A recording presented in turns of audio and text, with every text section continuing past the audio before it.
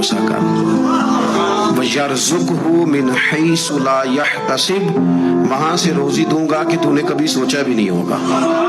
میری ذات پر بھروسہ کر، پھر میں تیرے لیے بڑے دروازے کھول دوں۔ بات کو سمجھے نا، جب دینے والا دینے پہ آئے تو اس لیے میں کہتا ہوں کہ سارے دروازوں سے بہترین یہ ہے کہ رب رسول کے دروازے پر حاضری دی جائے۔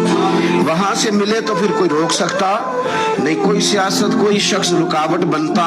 حضرت سیدنا مقداد رضی اللہ تعالیٰ عنہ ایک معروف صحابی ہے، ان کی زوجہ بھی صحابیہ ہیں، ان کا نام ہے حضرت طباعہ بنت زبیر رضی اللہ تعالیٰ عنہ۔ کہتی گھر میں غربت تھی تو میرے شوہر ایک دن جنت البقیع کی طرف گئے ہوئے تھے تو ایک بل کے پاس وہ بیٹھے تھے، چوہے کی بل نہیں ہوتی، کہتے ہیں وہ ایک بل کے پاس بیٹھے ہوئے تھے تو چوہا اندر گیا بل میں، اور جب واپس آیا تو 1 دینار لے کے آ گیا۔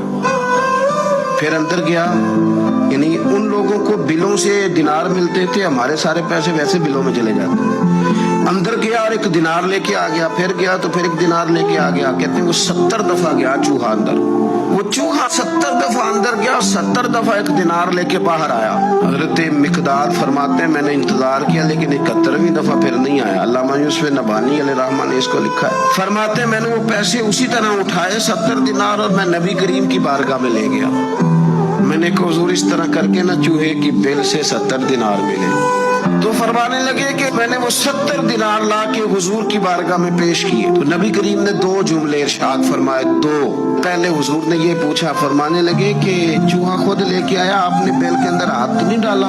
عرض کی حضور نہیں، میں نے نہیں ہاتھ ڈالا، وہ خود ہی لے کے آتا رہا۔ تو 2 جملے کریم نے فرمائے۔ حضور فرمانے لگے یہ تو لے جا، اللہ تجھے برکت عطا فرمائے۔ 70 دینار کو بہت بڑی خطیر رقم نہیں تھی، لیکن فرمایا تو لے جا، اللہ تجھے برکت دے۔